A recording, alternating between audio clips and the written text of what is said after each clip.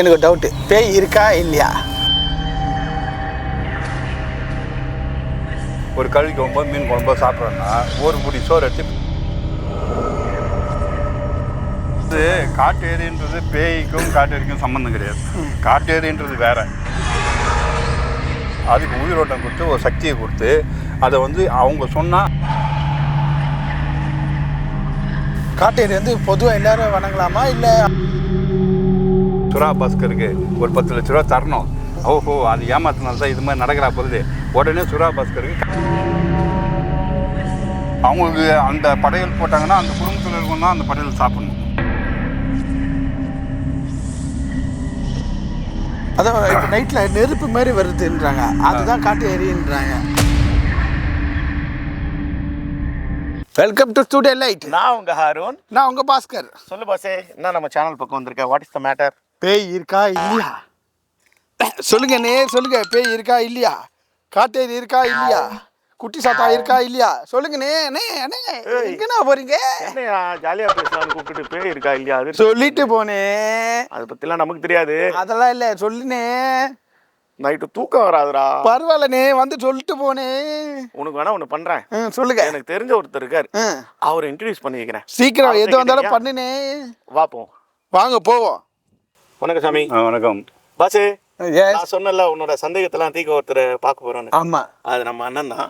Okay, நீ அவர் கூட பேசிட்டே நான் போய் சூடா ஒரு டீ சாப்பிட்டு வந்துடுறேன். டீ சாப்பிட போறீங்களா? ஆமா, நீ பேசிட்டே ஜாலியா இருக்கும். பாய். எங்கதான் தனியாக விட்டு போறீங்களா? சாமி, எனக்கு ஒரு டவுட்டு. வணக்கம் சாமி, எனக்கு ஒரு டவுட்டு. பேய் இருக்கா இல்லையா? ஓம் நம சிவாய. நாடுடைய சிவனே போற்றி, எந்நாட்டவருக்கும் இறைவா போற்றி போற்றி. ஹரஹர மகா பார்வதிபதி, ஹரஹர மகாதேவா. பேய் இருக்குதா இல்லையா? இது நல்ல ஒரு கேள்வி. பேய் எப்படி இருக்கும், எந்த ரூபத்தில் இருக்கும், எப்படிலாம் அதோடைய வேலைகள்லாம் செய்யுன்றத நீங்கள் ஒரு கேள்வி கேட்டீங்க, பேய் இருக்குதா இல்லையான்னு. அந்த பேய் இருக்குது, உண்மையாக இருக்குது. பேயெலாம் இல்லாமல் இல்லை, பேய் இருக்குது. பேய் எப்படி இருக்குதுன்னு கேட்டிங்கன்னா, அதில் வந்து கெட்ட பேயும் இருக்குது, நல்ல பேயும் இருக்குது. பேயில் வந்து 2 பேய் இருக்குது. 2 பேய் இருக்குது. 2 பேய் இருக்குது. அதில் கெட்ட பேயும் இருக்குது, நல்ல பேயும் இருக்குது. அது எப்படி கெட்ட பையன் கண்டுபிடிக்குது, நல்ல பையன் எப்படி கண்டுபிடிக்கிறது? எப்படின்னு கேட்டிங்கன்னா, நம்மளுடைய முன்னோர்கள்லாம் இறந்துட்டாங்கன்னு வச்சுங்களேன், அவங்க நம்ம கூட வாழ்ந்தவங்க, அவங்களுடைய ஆத்மா வந்து அதை வந்து ஆவியாக மாறி அது ஒரு பேய் ரூபத்தில் இருக்கும். அது நம்ம நன்மை செய்யும். இந்த அகோர மரணத்தில் தான் சாகிறாங்க தெரியுமா? ஆக்சிடெண்ட்டு, மருந்து சாவுறது, தூக்குமாட்டி சாவுறது, இது மாதிரி சாகிறவங்களாம் வந்து அவங்களாம் அகோரமாகவே தான் இருப்பாங்க. அதுதான் அகோர பேயின்னு பேர் அவங்களுக்கு. சரிங்களா? நல்ல ஆத்மாங்களுக்கு வந்து நல்ல ஆத்மாவுடைய பேய்கள் வேறு, அகோரமாக இருக்கிற ஆத்மாவுடைய பேய்கள் வேறு. சரிங்களா? ஆனால் பேய் இருக்குது உண்மை. சரிங்களா? அடுத்தது, பேய்க்கு கால் இருக்கா இல்லையா? நிறைய படத்தில் கால் இல்லாத மாதிரியே காட்டுறாங்க. அது பேய்க்கு வந்து கால் கையெல்லாம் கிடையாது. அது வந்து ஒரு ஆத்மாவில் வந்து ஒரு ஆவி மாதிரி ஒரு ஒரு பிம்பத்தை உருவாக்கும். பிம்ப சக்தி அதிகம் அதுக்கு. சரியா?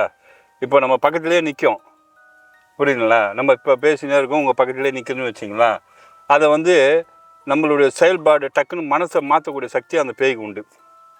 இப்போ நல்லா பேசினே இருக்கும்போது திடீர்னு கோவம் வந்து திடீர்னு அடிக்க ஆரம்பிச்சிடுவேன். அப்போ நம்ம நல்லா தானே பேசியிருந்தோம், நம்ம ஏன் திடீர்னு அவரை போய் அடித்தோம் அப்படின்னு அதுக்கப்புறம் தான் யோசிப்பேன். இது யாருடைய வேலைன்னா பேயுடைய வேலை. பேய் வர்றது அறிகுறி எப்படி தெரியும் சாமி? பேய் வர அறிகுறின்னு கேட்டீங்கன்னாக்கா, நீ வந்து உன் மேலே ஒரு ஒரு குருநாற்றங்கள் வீசும். அதாவது எப்படின்னு கேட்டினா, இப்போ தெய்வ சக்தி இருக்கிறவங்களுக்கு வந்து க்ளீனாக தெரியும் பேய் வர்றது, அது எந்த ரூபத்தில் வரும், எப்படி வரும்ன்ற ஒரு சிம்டம்ஸ் காட்டும். இப்போ துர்வ சக்தியிலே இருக்கிறாங்கல்ல, அதாவது துர்வ சக்தியில் கெட்ட எண்ணங்கள், கெட்ட ஆத்மா கூடிய பழக்கப்பட்டவங்க, கெட்ட செயலில் இருக்காங்க பற்றியா, அவங்களுக்கு அது தெரியாது. அவங்களுக்கு வந்து உடனே அந்த பேயுடைய எஃபெக்ட் வந்து அவங்களுக்கு வந்துடும். அப்போது வந்து அவங்க செய்கிற சேட்டைகள்லாம் பார்த்தீங்கன்னா, ஒரு பேய் எப்படி செய்யுமோ அந்த சேட்டைகள்லாம் செய்வாங்க. சரிங்களா? அதாவது 2 ஆத்மா இருக்குது, 2 ஆத்மா நல்லது இருக்குது, கெட்டது இருக்குது. குட்டி சாத்தான்னா என்ன, குட்டி சாத்தானுக்கு பேர் எப்படி வந்தது, அது கொஞ்சம் விளக்கமாக சொல்ல நல்லாயிருக்கும். குட்டி சாத்தான்றது வந்து ஒரு மாந்திரிகத்தினால உருவாக்கப்பட்டது தான் குட்டி சாத்தான். குட்டி சாத்தான்னு பார்த்தீங்கன்னா நம்ம கண்ணுக்கு தெரியாது, மாந்திரிக கண்ணுக்கு மட்டும்தான் தெரியும். எப்படி ஒரு ஒரு உருவத்தை உருவாக்குவாங்க, ஒரு பொம்மை மாதிரி உருவாக்கி அதுக்கு உயிரோட்டம் கொடுப்பாங்க. உயிரோட்டம் கொடுத்து அந்த மந்திரவாதி என்ன பண்ணுவான்னு கேட்டிங்கன்னா, அவங்க வந்து என்ன பண்ணுவாங்கனாக்கா அதுக்கு உயிரோட்டம் கொடுத்து ஒரு சக்தியை கொடுத்து அதை வந்து அவங்க சொன்னால் அது செய்யும். இதுதான் குட்டி சாத்தான் வேலை. அப்போது அப்பேற்பட்ட சக்தி பெற்றவங்ககிட்ட போயிட்டு ஒருத்தன் வந்து என்னை வந்து இது மாதிரி பண்ணிட்டான், எதிரி இது மாதிரி பண்ணிட்டான், எதிரியை வந்து நான் அழிக்கணும், என்னை வந்து துன்புத்தினே இருக்கிறான் அப்படின்னு சொல்லும்போது அவன் என்ன பண்ணுவான்னா, அவன் எப்பயுமே வந்து அதுக்கு ஒரு மிகப்பெரிய சக்தி ஒன்று வச்சுருப்பான். இப்போ எப்படி அவன் சக்தியை வச்சுருப்பான்னு கேட்டினா, இப்போ அவன் சாப்பிட்றான்னு வச்சுக்கோ, ஒரு கறி குழம்போ மீன் குழம்போ சாப்பிட்றான்னா ஒரு பிடி சோறு எடுத்து பின்னாடி பக்கம் வைப்பான். அது குட்டி சாத்தான் வந்து பின்னாடி வந்து சாப்பிட்டு போகும். குட்டி சாத்தாங்கிட்ட சொன்னாக்கா என்ன வேலை வேணாலும் செய்யும். புரியுதுங்களா? அது வந்து கெட்டதை மட்டும் தான் செய்யக்கூடிய சக்தி அதிகம் அதுக்கு. ஒரு இதில் வந்து நீ போயிட்டு இது மாதிரி ஒரு அந்த குட்டி சாத்தா பயிற்சி பண்ண மாந்திரிகம் பண்ண ஒரு மந்திரவாதிக்கிட்ட போயிட்டு, எப்பா இது மாதிரி என்னை வந்து எல்லாம் ஆப்போசிட்டு என் குடும்பத்தையே இவன் தான் இதை அழிச்சிட்டான், இவனால் தான் என்னோடய வாழ்க்கையை நாசமாயிடுச்சு, இவனை எப்படியாவது அழிக்கணும் அப்படின்னு நீ சொன்னீன்னா, அப்போது என்ன ஒன்று கேட்டிங்கன்னா, அவங்ககிட்ட சொன்னோன்னா அவன் என்ன பண்ணான், அந்த குட்டி சாத்தானே ஏவி விடுவான். ஏவி விட்டானே அது என்ன பண்ண போயிட்டுன்னா, உன்னை வந்து நிம்மதியாகவே விடாது. உன் மேலே ஏறி உக்காஞ்சிக்கும், வண்டியில் ஏறி உக்காஞ்சிக்கும், நீ போகும்போதெல்லாம் உன் கூடயே வரும், உன்னை வந்து பல சிக்கல்களையும் பல தொல்லைகளையும் உருவாக்கினே இருக்கும். குட்டி சாத்தானுடைய வேலை இதுதான். அப்போது குட்டி சாத்தான் பயிற்சி பண்ண மந்திரவாதி யாருன்னு கண்டுபிடிச்சி போய் இதை பண்ணிங்கன்னாங்கன்னா அவங்களுக்கு ஆப்போசிட் பார்ட்டிக்கு அது நடக்கும். புரியுதா? அவனுக்கு வந்து என்னன்னு கேட்டால் பல பிரச்சனைகள் உருவாகும். அந்த குட்டி சாத்தானை உருவாக்குனது எந்த ஊரில் ஆரம்பித்தாங்க முதல்ல கேட்டிங்கன்னாக்கா கேரளா தான். கேரளா தான் ஃபேமஸ். இந்த குட்டி சாத்தானுடைய பவர்ஃபுல் இது பண்ணுறது வந்து கேரளா தான் பண்ணாங்க. அது குட்டி சாத்தான்லேயே கேரளாவில் மிக ஃபேமஸ். ஆமாம், நிறைய ஃபேமஸ் உண்டு. அது குட்டி சாத்தானுக்கு வந்து ரத்த பலியெல்லாம் கொடுப்பாங்க, நிறைய விஷயங்கள் சுடுகாட்டில் பூஜை பண்ணுவாங்க, நிறைய விஷயங்கள்லாம் பண்ணி அது உயிரோட்டத்தை கொடுத்து வைப்பாங்க. ஆமாம், நம்ம ஊரில் அதை பற்றிலாம் நம்ம இங்கே அவ்வளோ இல்லை. அதில் பயிற்சி பண்ணவங்க சில பேர் இருப்பாங்க, அங்கேருந்து பயிற்சி பண்ணின்னு வந்து இங்கே செஞ்சவங்களும் இருக்கிறாங்க. அதை நல்ல முறையும் பயன்படுத்துவாங்க, கெட்ட முறையிலையும் பயன்படுத்துவாங்க. சரியா? நல்ல முறையில் என்ன எதுக்கு பயன்படுத்துவாங்க? நல்ல முறையில்னு கேட்டால் என்ன கேட்டால், இப்போ உனக்கு ஒரு பிரச்சனை, அந்த பிரச்சனை தீர்க்கணும். இப்போ நீங்கள் அவர் யார் அதை வசியம் பண்ணி வச்சுருக்காங்களோ அவங்ககிட்ட போய் சொன்னீங்கன்னாக்கா அது உனக்கு வந்து அவங்க சார்பாக இப்போது உனக்கு ஒருத்தவங்க 10 லட்ச ரூபா கடன் கொடுக்கணும், அவன் தராமல் இழுத்தாச்சு நேர்கிறான், உன்னை இல்லாத சேட்டெல்லாம் பண்ணுக்கிறான்னு வச்சுங்க, அவங்ககிட்ட போய் சொன்னால் அது போய் அங்கே போய் வேலைக்கு செய்யும்.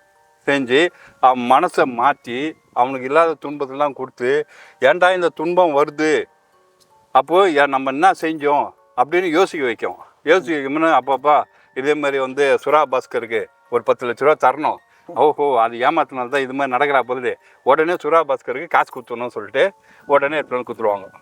இதுதான் குட்டி சாத்தானுடைய வேலை. காட்டேரின்னா என்ன, காட்டேரி ஏன் சாமியாக கும்பிட்றாங்க, அதை பற்றி கொஞ்சம் டீட்டெயிலாக சொன்னீங்கன்னா நல்லாயிருக்கும். காட்டேரின்றது வந்து அந்த காலத்தில் வந்து நம்ம வந்து ஆதி மனிதன் உருவாகும்போது அவங்க வந்து காட்டில் வந்து அப்போல்லாம் வந்து காட்டில் தான் ஆதி மனிதர்லாம் இருந்தாங்க.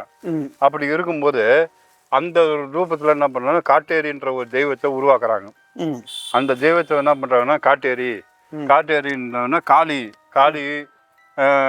காலபைரவர், இப்படி வந்து காலில் ஆரம்பிக்கிற எல்லா சாமியும் வந்து உக்கிரமான சாமிகள் தான்.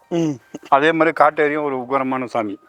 புரியுதா? இதை வந்து எல்லாருமே வந்து என்ன பண்ணுவாங்கன்னா, ஒரு நல்ல விசேஷம் நடக்கும்போது அவங்க வீட்டில் வந்து அந்த காட்டேரியை கும்பிட்டு தான் அடுத்த பூஜைகளே ஆரம்பிப்பாங்க. ஒவ்வொரு வீட்லேயும் அது வந்து நல்ல விசேஷங்கள் நடக்கும்போது, ஒரு திருமணமோ ஒரு கிரக பிரசாதமோ இல்லை ஒரு நல்ல விஷயங்கள் நடக்கும்போதெல்லாம் அவங்க வீட்டில் இருக்கிற குலதெய்வமான காட்டேரியை கம்பல்சரி எல்லாருமே காட்டேரியை வணங்கிட்டு, அதாவது கிராமத்தில் என்ன பண்ணுவாங்கன்னா நம்மளை தோட்டத்து பின்புறத்தில் தான் வணங்குவாங்க. அந்த காட்டேரிக்கு 3 கல் வச்சு வணங்குவாங்க. கல் வச்சு பூஜை பண்ணி அதுக்கு என்ன பிரசாதமோ அது பண்ணி சைவ வழிபாடு பண்ணுவாங்க. காட்டேரி வந்து நல்ல ஒரு சக்தி தான், அது வந்து தப்பான ரீதியே கிடையாது. ஆனால் காட்டேரின்னு பேயின்றாங்களே, அது எதனால்? அதாவது காட்டேரின்றது பேய்க்கும் காட்டேரிக்கும் சம்மந்தம் கிடையாது. காட்டேரின்றது வேற, பேய்ன்றது வேற. புரியுதுங்களா? காட்டேரிக்கும் பேய்க்கும் எந்த சம்மந்தமும் கிடையாது. அது வந்து காட்டேரி வந்து ஒரு தெய்வம். காட்டேரி வந்து பொதுவாக எல்லாரும் வணங்கலாமா இல்லை அவங்க சம்மந்தப்பட்டவங்க மட்டும்தான் வணங்கும்? இல்லை, பொதுவாகவே இப்போ நம்ம வந்து ஒரு தனிப்பட்ட இடத்துல போகிறோம், அப்போ வந்து ஒரு காடோ இல்லை வந்து தனியாக ஒரு இடத்துல போகும்போது இந்த காட்டேரி தெய்வத்தை வணங்கினாக்கா உனக்கிட்ட எந்த தீய சக்தியும் வராது. அது வந்து காட்டேரி வழிபாடு வந்து சிறப்பான வழிபாடு. இல்லை, எனக்கு தெரிஞ்ச எங்கள் வீட்டில் காட்டேரி கும்பிட்றாங்க. ஆனால் அவங்க கும்பிட சொல்ல அவங்க தவிர வேறு யாரும் இருக்கக்கூடாது, ஆமாம், எல்லோரும் அமைச்சிடுறாங்க. அதுக்கு அது நல்ல கேள்வி. என்னன்னு கேட்டிங்கனாக்கா அந்த குடும்பத்தை சம்மந்தப்பட்டவங்க மட்டும்தான் அதை வணங்கணும். காட்டேரி வந்து ஒரு குலதெய்வம் மாதிரி. அந்த குலதெய்வ சாமி கும்பிடும் போது இப்போ இஷ்ட தெய்வம் சொல்கிறாங்க. இஷ்ட தெய்வத்துக்கும் குலதெய்வத்துக்கும் நிறைய டிஃப்ரெண்ட் இருக்குது. புரியுதுங்களா? இப்போ காட்டேரி வந்து குலதெய்வம், ஒவ்வொரு வீட்டுக்கும் காட்டேரி இருக்குது. இப்போ முனீஸ்வரன் கும்பிட்றாங்க, பால் முனீஸ்வரன் சொல்கிறாங்க. அவர் பால் முனீஸ்வரனாக்கா அவர் சைவ வழிபாடு பண்ணுவாங்க. சரிங்களா? அதே மாதிரி காட்டேரிக்கு வந்து சைவ வழிபாடு தான். மற்ற கருப்பண்ணசாமி, சங்கிலி கருப்பன் இவங்களுக்கெல்லாம் வந்து மாமிச வழிபாடு பண்ணுவாங்க. சரிங்களா? இதுதான் வந்து காலங்காலமாக நடந்துன்னு இருக்கு. அப்போ நம்ம அவங்க அதான் அந்த கும்பிட்றதுக்கு நம்ம போகக்கூடாது, பொதுவான சாமினே போகலாம்ல? இல்லை, யார் வேணால் போனால் யார் வேணால் கும்பிடலாம். இருந்தாலும் பர்டிகுலராக பார்த்தீங்கன்னா அவங்க குடும்ப சம்மந்தப்பட்ட சாமிகள் அது. அவங்களுக்கு அந்த படையல் போட்டாங்கன்னா அந்த குடும்பத்தில் இருக்கணும் தான் அந்த படையல் சாப்பிடணும், மற்ற யாரும் சாப்பிடக்கூடாது. மற்ற யாரும் கிட்ட கூட பண்ணக்கூடாது. இது வந்து காட்டேரியுடைய வழிபாடு. காட்டேரி வந்து கெட்ட சக்தி கிடையாது, ஒரு குடும்பத்துடைய குலதெய்வம் மாதிரி அது காட்டேரி. அதான் இப்போ நைட்டில் நெருப்பு மாதிரி வருதுன்றாங்க, அதுதான் காட்டேரின்றாங்க. அது அப்படி இல்லை. நெருப்பு வர்றது மாதிரி இருந்துனாக்கா நெருப்பு ஏன் வருது, எதுக்கு வருது, என்ன மனநிலையில் இருக்கும்போது அதை யார் யார் பார்த்தாங்க அப்படின்றது தான் இங்கே கேள்வி. நெருப்பு வந்து அனாவசியமாக யாரும் பார்க்க முடியாது. அப்படி பார்க்குறவங்க வந்து தெய்வசக்தி உடையவங்க தான் பார்க்க முடியும். ஏன்னா அக்னி தான் வந்து கடவுள். புரியுதா? அது காட்டு ரூபமாக சரி, சங்கிலி கருப்பம் ரூபமாக இருந்தால் சரி, இல்லை பைரவர் காளி என்ற மாதிரி அக்னி ரூபத்தில் வரவங்களுக்கு எல்லாருமே வந்து அந்த காட்சியை நீ பார்க்குறவங்களுக்கு ஒரு அற்புதமான சக்தி இருக்குதுன்னு அர்த்தம். புரியுதுங்களா? முன்னோர்களுக்கெல்லாம் வந்து என்ன கேட்டிங்கன்னா அந்த அக்னியுடைய அருள் இருந்தால் தான் நான் அதை செயல்படுத்த முடியும். அதான் எங்கள் ஆயா பார்த்துதான் சொன்னாங்க, நெருப்பு இது மாதிரி அதான் காட்டேரி அப்படின்னு. அப்படியே அதாவது ஒவ்வொருத்தருக்கும் ஒரு ஒரு மனநிலை. புரியுதுங்களா? மனநிலை, அந்த மனநிலை பிரகாரம் தான் அவங்களுக்கு காட்சி கொடுப்பாங்க. இப்போ நீ ஒரு தெய்வத்தை கும்பிடும் போது உன் மனநிலை எப்படி இருக்குதோ அதுக்கேற்ற மாதிரி தான் காட்சி கொடுப்பாங்க. புரியுதா? இப்போ நீ சுடுகாட்டில் உட்காந்துன்னு தெய்வத்தை கும்பிட்டுனா உனக்கு தெய்வ காட்சி தான், பேயே தெய்வ காட்சி தான் கொடுக்கும்.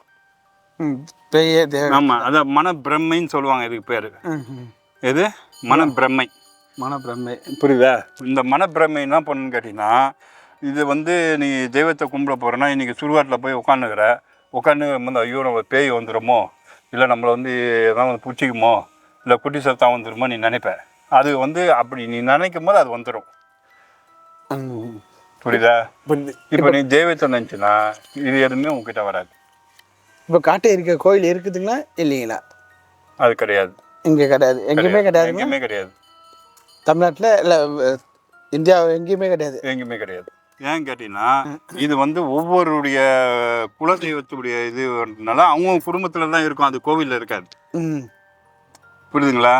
இது வந்து என்னன்னு கேட்டிங்கன்னா இப்போ நீங்கள் ஒரு சில பிரின்சிப்லாம் வச்சுருப்பீங்க. நார்மலாக பேசுகிறவங்க ஒருத்தர் இருப்பாங்க, அதாவது பர்சனல் பிரின்சிப்னு ஒன்று இருக்கும்.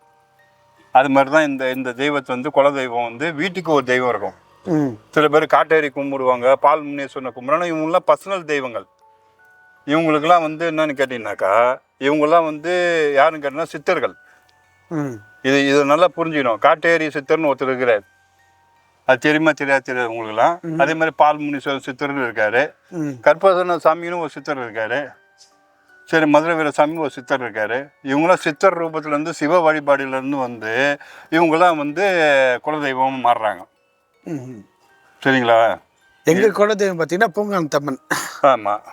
ஆனால் எங்களுக்கு கோயில் வந்து கொப்பூரில் இருக்குது. நாங்கள் எல்லாரும் எல்லாரும் கும்பிடுவாங்க அந்த சாமியை. ஆமாம், எல்லாரும் கும்பிடுவாங்க.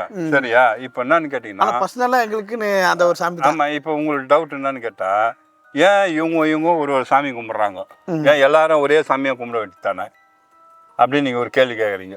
அப்படி தானே? ஆமாம். அப்படி தான். என்னன்னு கேட்டால் பர்டிகுலராக ஏன் காட்டேரி மட்டும் இவங்க மட்டும் ஏன் காட்டேரி கும்பிட்றாங்க, இவங்க மட்டும் தான் இருக்கணும் அப்படிலாம் கிடையாது. அதாவது ஆதி காலத்தில் உருவாக்கப்பட்டது தான் இதெல்லாம். எப்படி ஆதி சிவன் எப்படி உருவானாரோ அது மாதிரி ஆதி சிவன் மூலிமா ஒவ்வொருத்தருக்கும் ஒவ்வொரு விஷயங்கள் வச்சுருப்பாங்க. அதாவது இன்னொரு விஷயம் என்னன்னு கேட்டிங்கன்னா இப்போ வந்து கன்னிசாமின்னு சொல்கிறாங்க. இந்த கன்னிசாமியை ஏன் கும்பிட்றான்னு கேட்டிங்கனாக்கா, ஒரு வீட்டில் வந்து கல்யாணம் ஆகாமல் அவங்க வந்து